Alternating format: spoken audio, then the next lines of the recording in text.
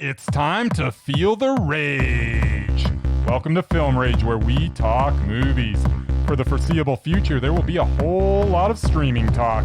But directors and actors, you must still beware, as you cannot hide from the rage. My name is Bryce, and I'm part of the Film Rage crew, which also includes Jim, who is joining us via walk-around phone from his luxurious condo. Hello, Jim. Hey, hey. And normally we would also have Murray, but he is still away, so we will continue to anxiously await his return. We miss you, Murr. Especially me, as I try to produce the technical side of the podcast and still deliver the witty banter I am known and loved for. So with the introductions out of the way, let's rage on. All right, the schedule this week is jam-packed as usual, but I think we may be able to get it under an hour for the first time in a long time.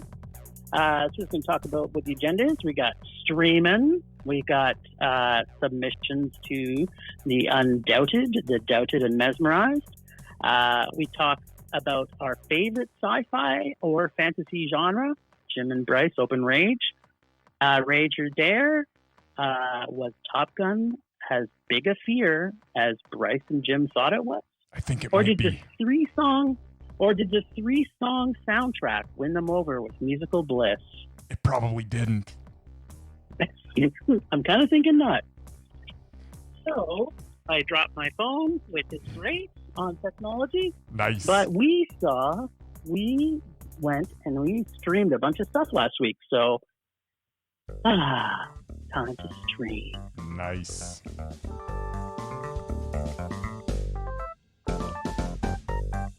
Streaming. Motherfucking streaming. We're just streaming. Right? Streaming. All right. So we watched Crip Camp on Netflix, the 2020 delivery. I like this one. I thought it was good. It's interesting the amount of sort of films that have been sort of come out. You know, everybody's got their piece. And one of the things I think was missing from this new, Black Lives Matter or the Me Too movement or all of that is this was, to me, now, like I've lived with disabilities in my past, and there's been times where I have not been able to walk.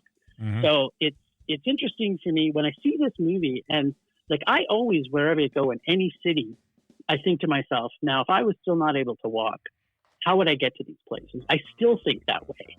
And so this movie for me, and maybe it was more personal for me, I don't know. I'll get your opinion in a minute, but to me this movie was a mondo. I liked that the direction of where this was coming from was from the people that was involved. Everybody in that movie that had a physical disability kept their dignity. Yep. Absolutely. I don't think I've ever seen a movie that, to me, like, was I blown away by the movie itself? I'd say probably not. Like, I don't think necessarily the direction was as great as I think it could have been, the way they put the movie together. But the fact that through it, I was like, wow, like, I feel for each one of these people. Like, they developed each person's character, who they were. Yep. It was the main lady who ended up becoming just the most. Yeah, I don't remember her name. I saw it so many days ago that I forgot her name. I'm going to try and look it up. But, yeah, go ahead. Well, Judy? yeah, I think that was Judith Human. Yeah, yeah, it was Judith. Yeah, so I mean, she was an amazing, like, even when they showed her in her younger days, because, you know, basically the film shows is this documentary that's been made up over since. Basically, it was like, went Woodstock and then went from Woodstock to these kids at this camp. So most of the people that, you know, volunteered or were counselors at this, you know, they're smoking a lot of dope, having a lot of promiscuous sex. I mean, they were indeed. Got everything you want. Actually, one of my favorite scenes from this whole movie was when two of the campers got crabs. Like, everybody got crabs. Everybody got crabs. It was like, okay, so what happened? I went to Crip Camp and I got crabs. Yeah. If that was me, if I was one of those people that was in a wheelchair, I'd be like, yeah, I'm getting a T-shirt of that. Yeah, so right? Yeah, no, absolutely. I mean, it was a solid doc. I mean, as you say, from a technical aspect, maybe some of the stuff could have been, better put together and whatnot. But when you got a story like this to tell, it was good. I like the use of raw footage at the beginning, and the fact that they didn't overly glorify any of the principals. They just kind of showed who they were, and they didn't need to, do anything like that. It was a story worth telling. And it is amazing the change that seemed to have started with this, little camp, simply by listening and treating the campers with respect, and how just by doing that they all, like a whole bunch of them, actually went on to really make a difference. It was satisfying to see that many of them went on to make real change in the world for the better. So I'm with you. It's a mondo. Yeah, and interesting, like to your point about them carrying on the message from that doc, that a lot of them, and as you saw them later on in life, when they're in like San Francisco, or whenever they had a call out, it was like they were calling them the camp kids, right? Like it was like these camp kids who had so much of their dignity to be able to move forward in life and to do things and that was all what it was change. all about. It was giving them that dignity, and the fact that once they had it, where they went from there was really quite amazing. Yeah, and do you remember there was a scene in the movie when they went to that, I forget the name of the place, but it was like this giant facility for people who have, learning disabilities and mental disabilities, and perhaps some physical disabilities. And it was like, I felt like they were walking through like the scenes from the Holocaust. It was disgusting. Yeah.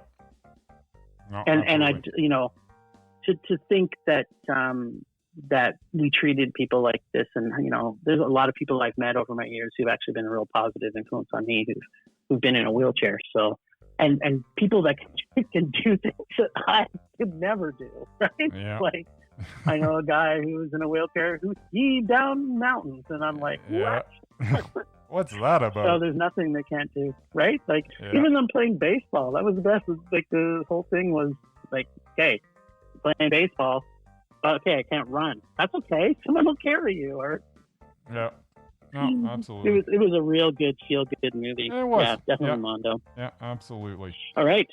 So that was on Netflix. Yeah. So then the platform. The platform, also Netflix. So, what do you think? I like this movie a lot. To be honest, sometimes I'm not a fan of being hit over the head with social commentary, which this movie definitely does. However, the movie worked for me anyway. It was definitely a movie that was meant to reflect society, as the upper floors represented the rich and the lower floors represented the poor. The premise of the movie is basically a giant social experiment. It's kind of sad that the movie assumes that when given the choice, those who are provided with more will indulge and leave little for those with less. Still, it made for an entertaining movie. The movie would have been pretty boring if everyone just took their share and made and made sure everyone was taken care of. That wouldn't have been, as fun a movie, to be honest. It probably would have been as short, right? Yeah, it would have been. And everybody loved each other. So. Yeah, and everybody loved each other, and it became an orgy. But yeah, no, I platform. I really liked it. I'm gonna mondo this one as well. Yeah, I'm going to jump on that bandwagon. I really loved this movie. Yeah. The director, Galder, I'm going to butcher his name, Gaztelu Urrutia. I can't even do it. But I think this was... Galder Gaztelu Urrutia. Yeah, thank you. From Spain. Yes. Like, there's been some good stuff coming out of Spain lately. And horror movies. Yeah. This one, you know what? And the last, when the movie opened, I kept thinking to myself, how are they going to make a 2-hour movie out of this? Like, I don't even, like, and I was just like, okay, it started off a little slow for me, so it was kind of like, and then it was just pacing was perfect. Yeah. In fact, they could have slowed it down a little. I would have been happy. Slowed down even further. I know you like things going at a snail's pace, but Yeah, I think the introduction of the mom character, Yeah. Maharu was her name in the story. Yeah. Brilliantly done. Like just the way they tied everything in, and then how the last. I don't want to give a lot of spoilers for people. I think everybody should see this movie. Yeah, that was excellent. I think it's the social commentary, to your point, really does drill home. Yeah, well, there is enough for everybody. It couldn't be in your face anymore, but yeah, it still well, that's worked. what made it so good, right? I love. Yeah, Like, and that's in this particular. particular, and if you're gonna have something that's in your face, well, you're gonna do it in a horror movie, obviously. Well, I don't know if I'd call it a horror movie, but a pretty horrifying one. Yeah, like, I there's suppose not very it many. is. Yeah. There's not very many times you see people cutting off somebody's leg to that's- eat in front of them. Fair enough. So yeah, no, there's some impressive visuals that will stay with you in this movie, and it was really good. All right, so that's two. What's going on? This is Mondo week for us. It is, but I have a feeling, and I don't know for sure, but the next movie may not be a Mondo for either of us. But let's hear what Jim has to say about Code 8. Yeah, so this actually is going to generate my rage this week. Well then, I guess it was. It was worth watching then. It was worth. You know what? This is my opinion about movies that are meh. Okay, so right. If a movie is a meh, I think you've said this before. If it's a meh, it really isn't worth my time. Yep. Like if I'm not angry at the end of it, If I'm not either really happy or really angry, then why did I watch it? It's like I could have just rewatched a movie that I know I love. Yes. Right? So for me, I'm so tired of these like superhero movies. They're just trying to mishmash together to try and fill space. It's like it's the new trend. And I'll talk about that more in my rage, but like I had such big hopes because there's a couple actors in here that I kind of like, but overall I was kind of like, what the hell, man? This is not good. Yeah. Well, here's how I felt about it. Crap movie. Fell asleep with about 20 minutes left. That was the best time to fall asleep. Okay, so went back and started to watch the last 20 minutes again and fell asleep again. This time I slept through the night though. I got up in the morning. Yeah, I got up in the morning and queued up. This movie's a Mondo for you. Got up in the morning and I queued up the last 20 minutes one more time. Finally got through it with my eyes open. And I only tell you this story because I feel it is more entertaining than anything I saw in this movie. Rage. Well, you know what? Now that I'm hearing you say that, maybe I'll put the movie on when I can't sleep at night. I have one of those sleepless nights, like, well, yeah. I had too much caffeine, or just like I'm wired because it's Sunday night and I have to go to work tomorrow. It should do it. Yeah, it was. In contrast to that, not that we're going to talk about that movie, but I had watched Freaks a couple weeks ago, and in contrast to that movie, this movie made me rage so hard. So I'm like, if you're going to do one of these type of genres, do it and well. Yeah. Just don't do it, or don't do it at all. Yeah, maybe. Just, okay, that's two rages, back to back rages. Yeah. Well, we're in sync this week. What the hell's going on? We are completely in sync. That's not really making for entertaining podcasts. We're better when we're butting heads here. Oh, we're going to be butting heads on our list, buddy. I can almost guarantee it. Yes, some of the shit that you're going to pull out of your ass. I pulled in. I'm waiting to hear. I have no idea what you're listing. It's kind of one of those weird lists where sci-fi could go a whole bunch of different ways. But did you even imagine that things on my list last week would show up on my list? I didn't, and I would imagine that we're going to have a similar thing going on this week. But before we get to all that, we still got one more streaming movie to talk about. Yes, we do. We both had to watch this because we had to decide whether good old John Travolta was doubted or not. So we neither of us had seen enough of his stuff in the last little while. We had to kind of fill in the gaps here. So we watched Criminal Activities. I'm gonna be honest with you, and I'm not saying it was good, but it was better than I thought it was gonna be. It was as well. Yep. Yes, I'm with you. Yeah, the premise was a little ridiculous, and the actions of some of the characters were pretty convoluted. It was pretty much a Tarantino knockoff, but the flashbacks at the end still left me with some questions, which I just hate flashbacks. But I actually thought John Travolta's performance was pretty good in this one. I liked Michael Pitt. I always liked Jackie Earle Haley, who directed and starred in this. This was Haley's first effort as a director, and it kind of showed. Overall, it was a meh. It wasn't the train wreck that other recent efforts by Travolta have been. So, still meh. But I believe if you also give it either a meh or a rage, that's going to put John on the doubted list. But what say you, Jim? It absolutely is, because it's a meh. It almost got to rage with me, and only so I do. It was very predictable to me. Like, I knew everything. This plot is not unusual.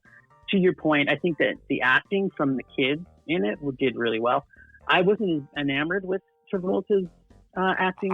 I really liked his performance in this. I really did. Yeah, I could take it or leave it. Like, it wasn't potato, but it was maybe potato. It was so much better than but maybe it's just he's lowered the bar so much for me as of late that this kind of brought me back to Pulp Fiction a little bit. He was a little but he was better in Pulp Fiction. He was, but he's been so bad.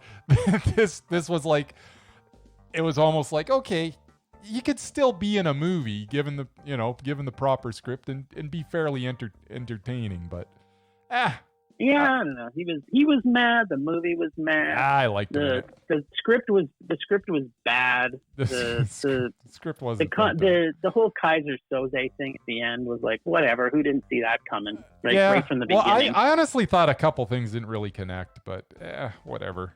But the script was a bit of a mess. I found myself not hating it though, which was so much better. And I thought, like, no. I really watching it. I'm like, I really expected to hate this, and I don't. As I say, I really liked a couple of the performances in it, and it was meh. It was kind of like that summer breeze make me feel fine. Okay. Washed over you like a. And it was, whatever. So, as we had discussed last week, because everything else we saw of his that wasn't a lot was all rage. This had to make it to a Mondo for us to keep him to not be on the list. I mean, we'll talk about it, but I think it's official. He's basically on the doubted list. He definitely is. So on that, why don't we get on with that? I think it's time, Jim, to start talking about Doubted, Undoubted, or Mesmerized. We talked to Doubted. The Doubted is definitely him. Yep. Did you have anybody to bring forward? I've got some people. What do you want to start with? I've got a couple of Undoubteds and I got a Mesmerized. What? I've got a Mesmerized too. So I was given to her. Okay, let's start with the Mesmerized. I nominate Philip Baker Hall. Okay. Give me your argument. He's mesmerizing. Every time the guy's on the screen, I can't look away. Even like if you watch Hard 8, he was so good in that. It's like I really like Philip Baker Hall. I don't mind him actually. I'm trying to think what else he's been in. He's been in a ton of stuff. I don't know. I should have had that a little more. I actually have my other ones a little more prepared. I kind of threw him in at the end because he happened to be in a movie I was looking at. Yeah, I'm just looking at his work, and I know who he is, obviously. Yeah. I would say I'd give it a yeah. He was Mr. Bookman from Seinfeld, man. Yeah, which is one of the greatest performances I've ever seen. I never laughed so hard as here's me talking about TV. And he was in Boogie Nights. He was in Boogie Nights. Yeah, he was in P.T. Anderson. He was in Argo. I know it was uncredited, but he's he was. Yeah, he's just like when he's on the, and the thing about Philip Baker Hall is he's only starred in like actually starred in a like Hard 8 was the biggest role of his career really. Yeah, he's always been. He's always been kind of it, but when he's on the screen, he's always a supporting actor. But when he's on the screen, he's the best part of the movie. Like almost every time. Yeah, you can't. When he's on, it's funny. It's awesome. You've got me thinking about a few people that aren't on our list, but I'll save it till later. But just because this is a good thing to discuss. He's. I would say he's in done. Cool. Do you want to alternate, or you want me to just keep on rolling with what I got? Hit yours down, and I'll. Okay, so you ready? I'll give you mine at the end. Are you ready for an Undoubted? An Undoubted. Okay, let's have it. I nominate Michael Cera. Okay, well, that might not make it, and the only reason I'm thinking is that I know he has made some stuff that I do not like. So, okay, well, I'll give you. Not that I don't like him. I'll give you his last 9, and I'll give you what I think of him. Gloria Bell, meh. Spivak, Mondo. Terrell, Mondo. Molly's Game, meh. Although he was Mondo in it. Wait, back that up, because I've seen all his stuff too, so I want to go with it along the way. Okay. So if it comes up with something, okay. Gloria Bell, meh. When Gloria, yep. Spivak, Mondo. Yep, agree. Terrell, Mondo. Yep. Molly's Game, meh. Yeah, agreed. How to Be a Latin Lover, Mondo. Yeah, so funny. Yeah. Lemon, Mondo. Yeah, totally Mondo. Person to Person, Mondo. Haven't seen it, but I'm going to take your word for it. Entertainment is like a super duper Mondo. I love that movie. Yeah, I've seen that too. It's good. Yeah, and Hits, Mondo. Like if we're going, I realized before that you might have some, but in his last 9, he's Undoubted. Yeah, no, I'm with you. The only one I haven't seen was that one, and I think his choices sort of speak for itself. Yeah, so. His choices as of late have been tremendous. I'll give you that one. All right. Yeah, which is good for him though, right? Which he's up later in the podcast, by the way. Yeah, cool. And awesome. I'm while I'm rolling here, I might as well, I have so few nominations in the past. I figured, well, we'll just keep them rolling. Yeah, make up for it. Yeah, exactly. It's about time, eh? Director. Yeah. We're gonna go with a director. We're going with it's Undoubted. Yes, Undoubted. Chan Wook-Park. Last 8. The Handmaiden, which I thought was Mondo. Stoker, which I also thought was Mondo. Thirst was absolutely Mondo. I Am Cyborg, but That's Okay was Mondo. Lady Vengeance was absolutely Mondo. Old Boy was super Mondo, one of my favorite movies ever. Sympathy for Mr. Vengeance, Mondo. And Joint Security Area was Mondo. That was an early effort. That's 8 back, and it was really good. What say you? I have seen... Yes? Give me a sec. I'm just pulling it up. I have seen 5 of those 8. Right. And I would agree with all of them. Yes. I mean, he literally has not made a movie that I haven't thought was Mondo. So that's why he's definitely Undoubted for me. If you need to watch one or two more before I understand. No, I think, and the reason I'm saying I don't think I need to is because the 5 that I have seen of him have been Mondo. They're all Mondo. So unless they came up with a Rage, then the Maz were split, it's still going to be it's going to be tough to get him off that list because I guarantee he doesn't have any Rages, and I guarantee you're not going to come with back-to-back Maz here. No, I can't imagine. Yeah, like, just the work that I've seen of his. Yeah, he's so good. Before it's just adding it on here, obviously not. Maybe some of our listeners don't see as many films as that's from the international works. But interestingly, we've been talking about Korean films a lot this year. Yeah, we have. Because they make such good movies. A Korean director. Yep. Yeah. Yeah. So of those, which would you say is your favorite? Oh, Old Boy's my favorite. The original Old Boy, of course, not the remake with what's his head. What the heck is his name? Yeah, now his name's left different. me. Oh well, doesn't matter. No. this is the one you want to see anyway. Exactly. Watch the Korean. Read the subtitles. It's so good. Yeah. I really love Sympathy for Mr. Vengeance. So good. It's such a good film. Yeah. It's on Shudder, by the way. Is it? Cool. I might have to watch it again. It's on Shudder. Who wouldn't watch it? Yeah. All right, so that's two on Undoubted. Wow, we haven't put one on Undoubted for a long time, and bam, bam. Bam, bam. That's the thing, though. When I bring the Undoubted, there'll be at least some healthy debate about it. It's not like, he's out. Yeah. I tell exactly. you, because I'm not just throwing them out there, Jim. I got some backing here. I know what I'm talking about. So, what say you, my friend? Yeah. I know you've got some submissions as well. Well, I actually don't have the submission. The submission came from our fantastic photographer. All right.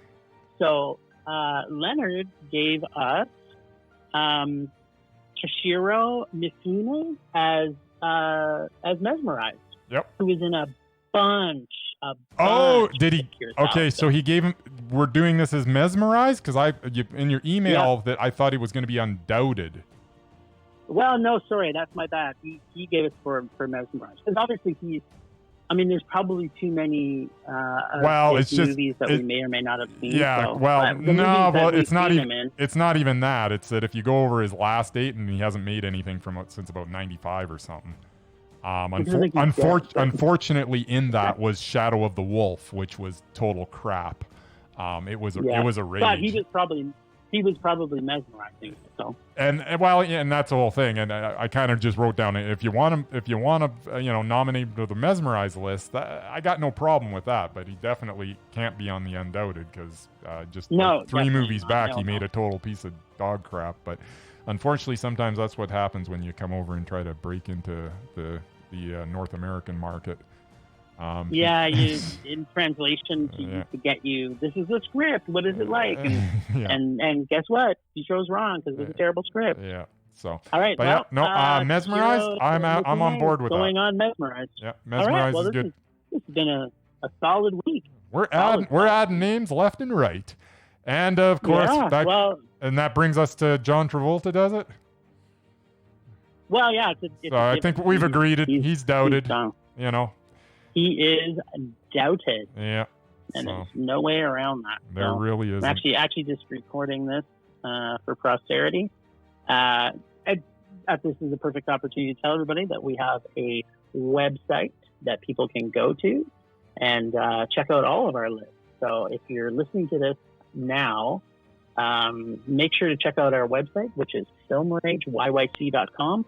And you can check out our rating systems, the crew, the list, some candidates, how to contact us. So, yeah, I have to throw that plug in there while we get the opportunity. Cool. So, all right, sir. I think that's going to take us to our next segment, which we've got music for and everything. Happens to be I am so good on this machine, man. My technical prowess is just crazy. It's just dripping. You're dripping with prowess. I am. So I'm going to take your advice from last week. I'm not going to start at number one because that's just too much suspense to give you. Exactly. You got to build up to the big payoff at the end, man. We don't want to know your favorite right off the bat. Let's get to it. That's not how lists work. Sometimes it's nice to just have an orgasm. When they do America's Top 40, they don't start at number one. Yeah, but we're not America's Top 40. We're better. Like I said, sometimes you just want to orgasm and then cuddle for a couple hours. But so these are my runner-ups. Okay, so your runner-up? Didn't try to split this up. Yeah, I've got runner-up. So these are not on my top 10. Yeah. But these are my runner-up. Seeing as how you filled so many runners-up for last week, I was like, God, I can't even. I didn't even think we would find 10 comedies that we actually liked, but apparently we did like some comedies. We did. We liked so many that I had to add in a bunch more. I know. Well, this genre is we're talking about the history of movies. We're obviously going to be able to come up with a few. That would be pretty sad if we couldn't come up with 10 comedies. That would have been horrible. True, but in the history of films, I could only come up with 7 that I actually liked.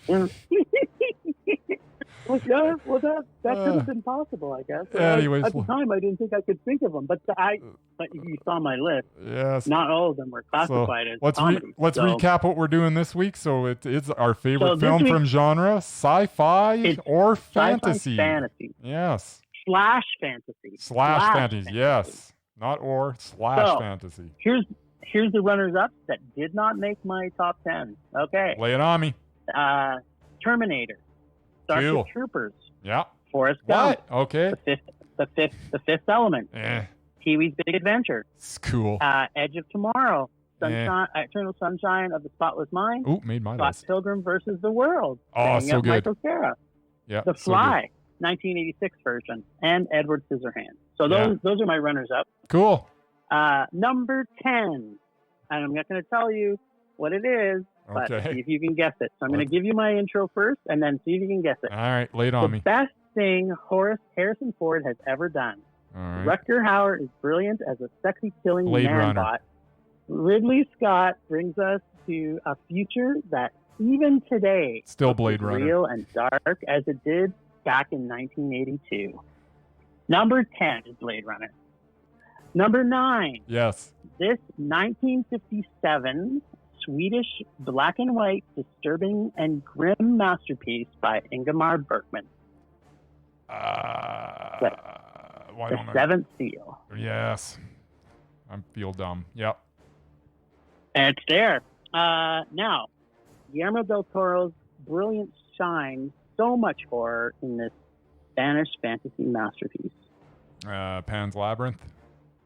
That's true. Sci-fi, the Wachowskis, no matter what the gender, I love these two so much. And this is the movie that made my man, Keanu Reeves, a household name. That would be The Matrix. I know you, Kung Fu. That's The Matrix. Yes, indeed. Carpenter's greatest horror and Kurt Russell's mwah. The Escape from New York. No, that was a good guess, though. Was that Carpenter? I don't even know. The Thing, yes. No, I was dumb. I should have given myself 2 seconds to think about that one. I'm sitting here on, like rapid fire, like I'm on a game show, but I could actually think for a second or two. Yeah, you can think about it for a couple of seconds. You're still going to get the prize. There's no one else that's going to jump in this week, you know. So that's right. I can let it marinate. Yeah, soak up the juices. Soak them all up. 1979. I'm taking you back to 1979. I saw this in the theaters when it came out. Yeah. Donald Sutherland at his creepy finest. Attack of the Pod People. Best movie ending ever. Why is this not entering my head? I know what it is, and for some reason the name. Pod People. Donald Sutherland. Yeah, I know. 1979. Invasion of the Body Snatchers. That's it. Yes. I don't know why that left my brain there, but. Yeah, it's okay, man. You're probably going to, if you hit me with the same so thing, much pressure. I know, so much pressure. Damn you all to hell. Or, who doesn't love sexy chimpanzees who can talk? Yes, the Planet From of the 1968, Apes. that is the original Planet of the Apes. Nice. Number 3. We're getting into the top 3. Now we're getting serious. This is the top 3. This is a sci-fi. Yep. So I'll give you a hint, although you're going to know it probably after about the 5th word. All right. Action-packed, cheesy comedy, drenched alien murder and mayhem on all sides. Yes, please. They mostly come at night. Mostly. I don't know. It's aliens. Okay.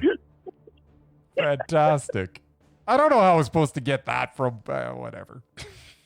Let me read it again. Action-packed, cheesy comedy, drenched alien murder, and mayhem on all sides. Yes, please. They mostly come at night. Mostly. Yeah, I don't know. Still nothing? Not reading the aliens? Okay. No. That was number 3. Yep. Number 2. This is a fantasy. All right. Fencing, fighting, torture, revenge, giants, monsters, chases, escapes, true love, miracles, say no more. Time Bandits. Oh, Princess Bride. The Princess Bride. There you go. Good one. You redeemed yourself. Sort of. And number one, with a bullet, by far my favorite sci-fi fantasy of all time. Yes. Which also, if you know how much rage I felt over the last few months listening to musicals, this is also a musical.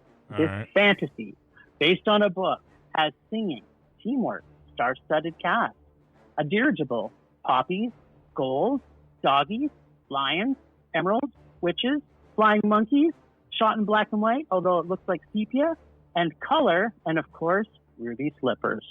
Yeah, that almost made my list, and it just didn't quite make my list. But yeah, The Wizard of Oz. That's right.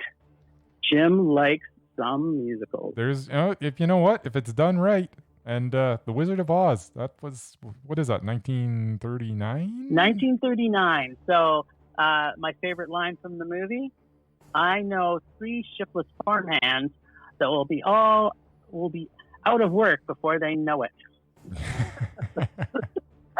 Released in 1939, directed primarily by Victor Fleming. This has like something like 7 or 8 uncredited directorial credits.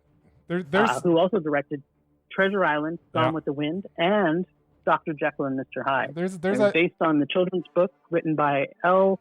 Frank Baum in 1900. Yeah, no, and that's the whole thing. I mean, there's only a handful of stuff that really holds up from the 30s. And that's definitely one of them. Like you can watch that now and it's still fantastic.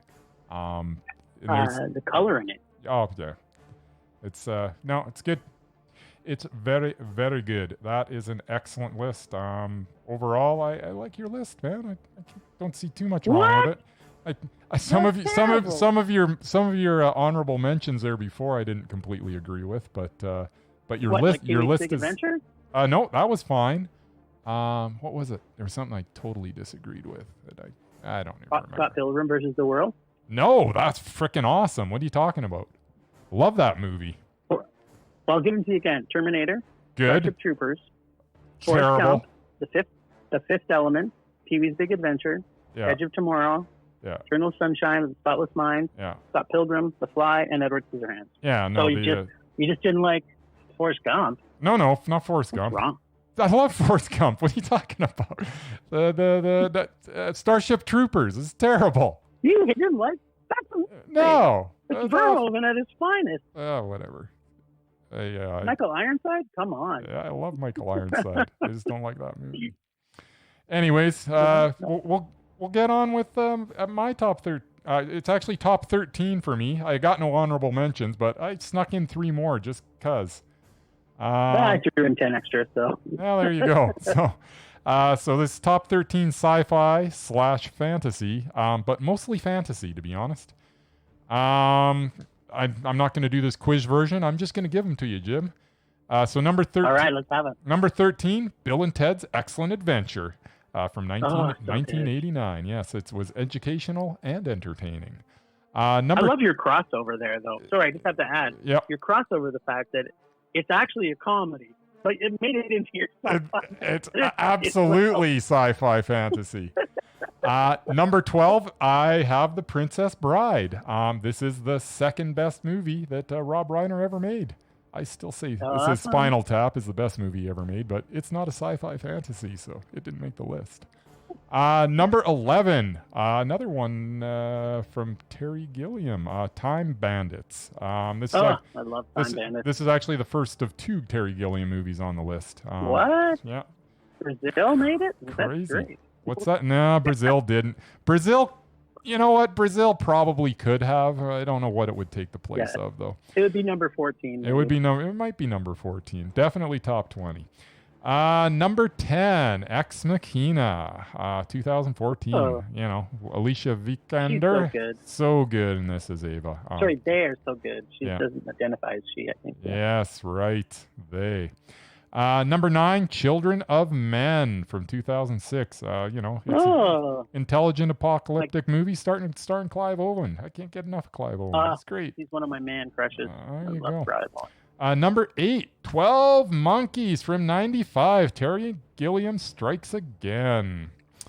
Great film. Yes. Number 7. This one I just kind of snuck in there. Midnight in Paris from 2011. You know, Owen Wilson takes a midnight stroll and finds himself back in the 1920s. I absolutely love that movie. What? You put a Woody Allen on there? I snuck a Woody Allen movie into Sci-Fi Fantasy, my friend. Who saw that coming? He's got a few you could do that. You actually could, yeah. But you know what? This was actually the last Woody Allen movie I really, really enjoyed, and I really enjoyed it. Midnight in Paris is I did just too, fantastic. man. I did too. Number 6, Moon from 2009. A whole lot of Sam Rockwell talking to himself and a computer for 90 minutes. That's entertainment. Seriously. Number 5. Eternal Sunshine of the Spotless Mind, which was your look at that one, from 2004. And all I have to say about that is it has Mark Ruffalo in it, so of course it's good. It's true. Number 4, Edward Scissorhands, which was another one on your also rans from 1990. You know, I just had to get some Tim Burton on the list. Big Fish and Beetlejuice almost made it, but you know, when push came to shove, had to put this one on. Good choice, yeah. Yeah. So now we're down to my top 3. Number 3, Stranger Than Fiction from 2006. I think Mark Forster, I think, is an underrated director. Period. He's made a lot of good stuff. And Will Ferrell is the perfect Harold Crook in this. The movie just makes me smile. I'm smiling the whole time I'm watching it. Which brings us to number 2, which I can't believe wasn't on your list. Being John Malkovich from 1999.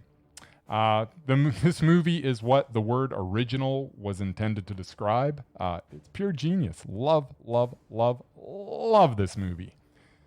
And my total mindset. Yeah. My number 1 sci-fi / fantasy of all time is, wait for it, Dude, Where's My Car from 2000. This is the best sci-fi movie ever made, period. If you ever wondered what a fridge full of pudding would look like, this movie has it. If you ever wanted the following to be said in a movie, it's a breakdancing stripper I messed that up. It's a breakdancing stripper emergency. This movie has that as well. And finally, always remember that the continuum transfunctioner is a very mysterious and powerful device, and its mystery is only exceeded by its power. That's it. That's my best sci-fi fantasy, but mostly fantasy list. What do you think of that, Jim? Well, I'm super surprised that we could compare The Wizard of Oz with Dude, Where's My Car? Those are our 2 number 1s. Whoever thought that those would be number 1s on the same list? That is a little crazy. List, but that's, you know what? I did enjoy Dude, Where's My Car? How could you not? I'm not going to. How could you not? It was definitely Mondo. No more and then. Yeah. It's just, it's funny, another one of your crossovers you fooled us with. Is this a fantasy, a sci-fi? No, it's a comedy. It's a bunch of idiots. That's pretty much it. All right, sir. That takes care of our... I do have one more. Go ahead. I do have one more. You had one of your ones on your list would have been a mess for me. Give me your top 10 quickly. Yep. Top 10. Ex Machina, Children of Men, 12 Monkeys, Midnight in Paris, Moon, Eternal Sunshine of the Spotless Mind, Edward Scissorhands, Stranger Than Fiction, Being John Malkovich. Stranger Than Fiction. What? Love that movie. Would have been a mess. That's our only disagreement. Other than that, your list was solid. Yeah. So with that being said, not bad. It was a mess. It would have been a rage. Yes. Temperature rising. Vision blurring. Rage taking over.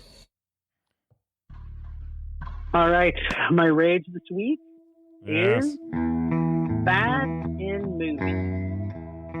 And this particular week, it's superhero films are killing me with oversaturation.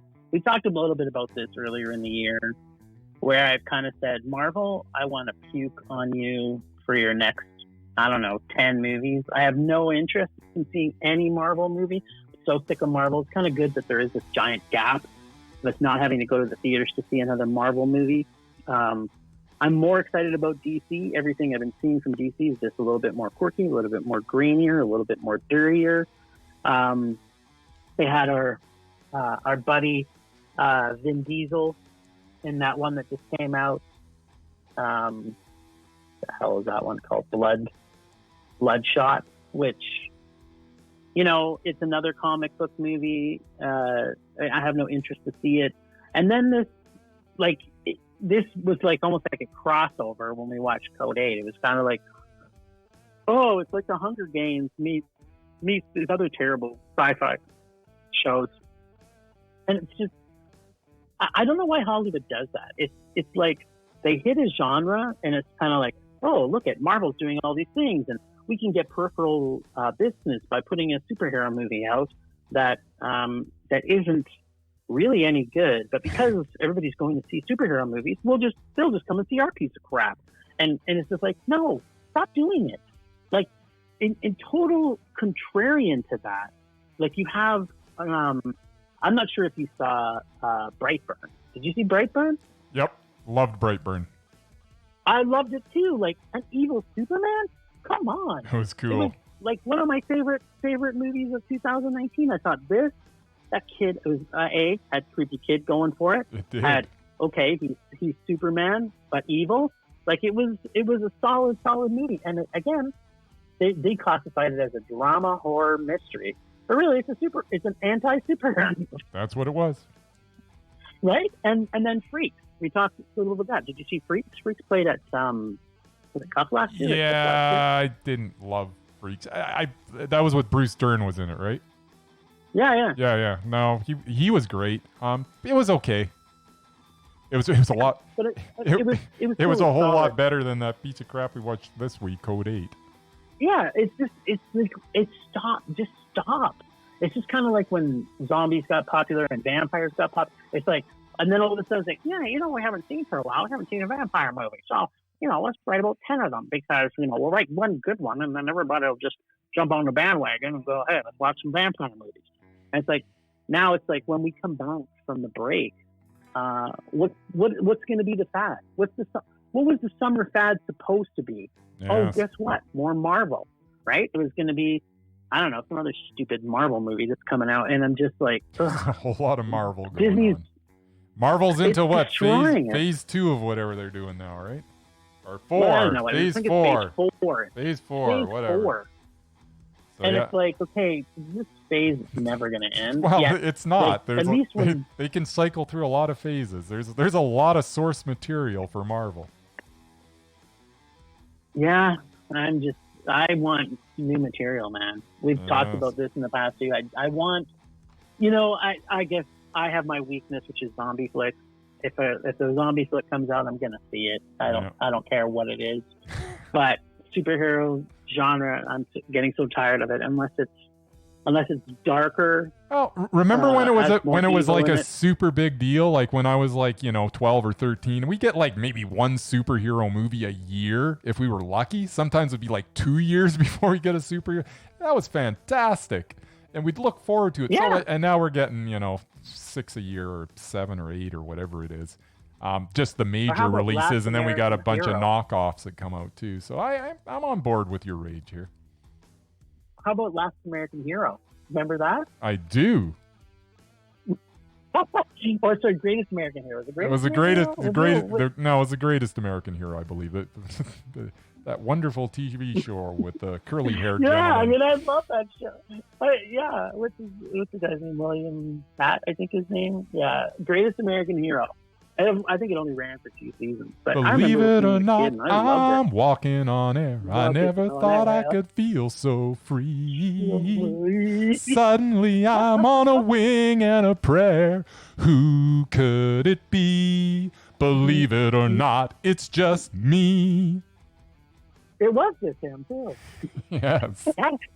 Yeah, I agree. I want to go back to our childhood and see movies. Remember that? based Wasn't on it books. awesome? You know, that one superhero movie would come out and it would be so exciting, and no, there's just it's not the same anymore. Yep, it's tell you. true. Anyways, couple of old that's my dudes rage this reminiscing week. about when they were younger. Yeah, and The Greatest American Hero. I think it's on Prime, so people can watch it There if you they go. really wanted to see how bad it is now. It was so I think awful. I tried to pick it up a year or so ago. I was like, oh, why did I like this show? Yes. No, it was pretty bland, to say the least. Yep. All right, what you got this week? What do I got this week? That is a good question. I've got movies that put on the screen 3 months later or 1 year earlier. Literally have printed on the screen the amount of time that has passed or how far back the next scene takes place. If as a filmmaker you're unable to convey this from your script or from the look of the surroundings or from the look of your characters and, you know, the dialogue said characters are speaking, then you are not a very good filmmaker. This is just a lazy device, and it's rarely necessary for any competent director. That's my rage. It's short and it's to the point. What do you say about that, Jim? Well, give me some egg samples for things that sort of you know what? I brought don't. you to that. I don't.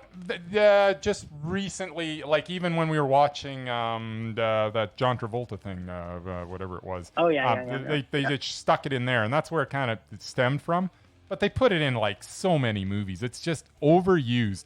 All of a sudden, you're watching the movie, and then like 1 year earlier, and they go back a year. You know what? You don't have to put 1 year earlier if you're a competent filmmaker. You can just actually, through your direction, through the dialogue, through what the characters look like, you can show me. You don't have to tell me. Yeah, no, it's true. There's a lot of times where they do that, where they'll move. Like, okay, here's a perfectly good example. Now, granted, you didn't need to say for It, for example, right? Where it's kind of obvious they're kids and now they're adults. Yeah. They don't need to tell you this is and whatever, and this is whatever. I just don't like that device where they're literally put on this 3 months later. Do you really need to do that? If you're a competent filmmaker, you don't need to do that. You can just show me. Yeah, I agree. But that goes back to some of our other comments about things that make us rage. Yeah. Is when a director, either because they're not good, or because they're actually just like putting stuff in that assumes that everybody's stupid. That assumes it, and that's the Now, whole is it thing. because- They over-explain everything because they think people are dumb, and I think that everybody's just got to give these filmmakers got to give us more credit. I don't know. Well, or just assume that potentially the people watching the movie have more intelligence than they do. Yeah. So as I say, Right? I just find it's just an unnecessary, lazy device, and I just don't get me wrong. There will be certain situations. There's exceptions to every rule, but 99%, well, maybe not 99, but 90% of the time, it's completely unnecessary. Yeah, I gotta agree. This is like a montage. Yes, Another one of your favorite things to rage about it is is indeed. montages. It's kind of like the weak director's easy poke sticks for Bryce. We're gonna have a montage, and then we're gonna tell you it's back in time by 6 months and 3 days. That's all. Yeah. Well, I gotta say, I completely agree with it, and I think that was a good rage. Okay. Well, that is nice of you to say, Jim. Rage. I know, right? Pulse slowing. Anger fading. All right. Oh, I'm glad we got that off our chest, though. It Both is- of those rages were it- brewing in me, so I'm it's glad a you good brought thing. yours up, too. Yes. This, we are going to talk about I think Rage or Dare it's from time. last week. Time for Rage or Dare. Yeah, so last week you and I pulled from Murray's sweet bag Yes. the worst movie either one of us has ever seen. Pretty much. It was Top Gun. Ugh. So, just like movies about cars or boats or any other type of transportational mode, except maybe bikes, the movie about planes had no chance from the start, because I find watching plane chases as interesting as any other kind of chase, except potentially zombie chases. Just They're boring interject as for fuck. just a second. Do you realize that this movie was actually based on they saw two dudes standing in front of a plane in some magazine article and decided to make an actual movie about it? That's what the plot was. I know. So it doesn't surprise me that. I'm glad you told me that. Yeah, it's like they literally saw a picture in a magazine and said, "Let's make a movie." But keep on going, Jim. Hey, Danger Zone, Take My Breath Away, and You Lost That Loving Feeling. Oh God. The only soundtrack for the entire movie. If they wanted to have, now keep in mind, one of these songs is kind of an action-y kind of song. So if they were in an action mood, they would put on Danger Zone. Or then they had Take My Breath Away, which was kind of a slow, melodical pacing for the movie. They could have Take My Breath Away. And then when they wanted to put some romance in there because they assume that everybody's too dumb to realize that this is where the romance is happening, they put in You've Lost That Loving Feeling. They did. They were the only things for the entire soundtrack. Wow. The entire emotional well-being of the film was counted on by one subpar, one okay, and one pretty good song. It had the Top Gun theme going for it too. Dun, dun, dun, dun, dun, dun, dun, dun, dun, dun, dun, dun. Oh, it was in there sprinkled throughout. Harold Faltermeyer at his best. Or worst. I'm not sure which. Maybe worst. I think his best worst. is his worst. I don't know. It's all running together. Dialogue's so cheesy. I thought it was produced by Kraft, and I almost want to look that up to see if Kraft actually did produce it. Kraft produced or the at dialogue. At least executive produced it. Yes. I'm just not a big fan of macho bullshit tech movies. A whole lot of that. There's the whole plot of it. Some of the great your ego is writing checks your body can't cash. You guys are number one. I could list out every TV line in the movie but it is the entire script. Every line of dialogue was just cheesy. Yeah. The best thing in this movie, hands down to me, though, I gotta say, number one with a bullet. I gotta say it. Yeah. Michael Ironside. Yeah. By far, he was the only good thing about that whole movie. Yeah. Not sure why people would deny the homoerotic tension between Tom and Val. Oh, it was so heavy. I thought it was Greek tragedy. It not was an American macho film. dripping. It was absolutely dripping. Oh, I know. Also used in the film, the line, "I want some butt." And volleyball. Who doesn't love a greasy game of volleyball? Actually, one of my favorite scenes, if you were watching it, they're all playing volleyball. They're all oiled up. And then they cut and they show Tom Cruise coming off. And the guy's like, "Come on, buddy, come back and play volleyball with us half naked." And he's like, "No, I'm going to go see my girlfriend. She's not my girlfriend yet." And he's completely unoiled. He's gonna go see his mustache. Yeah, his mustache. Exactly. He's going to see his mustache, but then he's not see anymore. Like, to see your girlfriend, why would he not have not put his t-shirt on, just threw his leather jacket on? His beard, I should say. Yeah, yeah, his beard, exactly. And also, like, why did they find the asshole Tom Cruise in this movie endearing at all? He was a sexist asshole to everybody. Oh, yeah. And he was just, if he wasn't a sexist to the women, he was an asshole to everybody else. That comes down to what I'll be saying about it. Yep. Well, take the baton, buddy. All right. So, as you were just mentioning, they gave me no reason to care about this arrogant prick known as Maverick. He's just an awful person. Why couldn't he have died in the crash? Sure, Goose was I know, annoying, right? but at least he wasn't a total butthole. Anyways, terrible soundtrack, terrible characters, terrible dialogue, and overall just a noisy mess of a movie. I hated this movie. It was the most rage I've ever felt in a movie ever. So and you know much what the bad rage. thing about it is? Because when it first came out, so what year did this I pile don't know. of trash come out? Do you remember? I don't remember. I'm just looking at it right now. Yeah, go ahead. Okay, so Top Gun 1980 something. came out in 1986. Now, I don't know how old you were in 1986. That would have made me 12.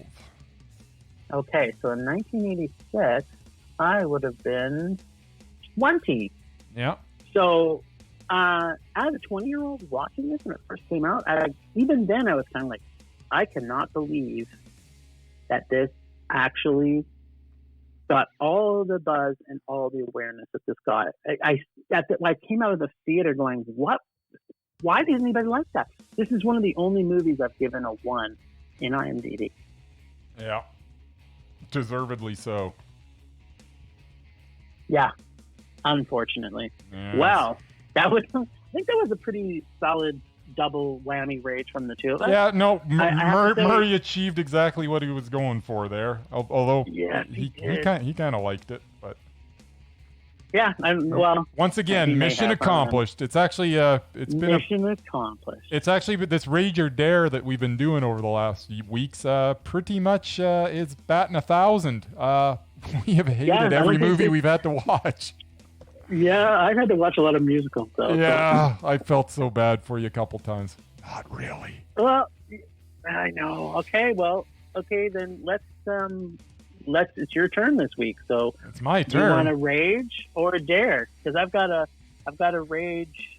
I'm There's, always tempted to just go from the rage bag because you've got like a whole week to think about the dare, and I always think that might be the lesser of two evils to just pluck out of the bag. But then again, maybe. there might be some pretty awful stuff in those there. might have 'cause- been the top. Yeah, those might have Those been might have actually been the the worst top- of the worst, and the you know top you've got 10. your also rans. Yeah, this is a difficult choice.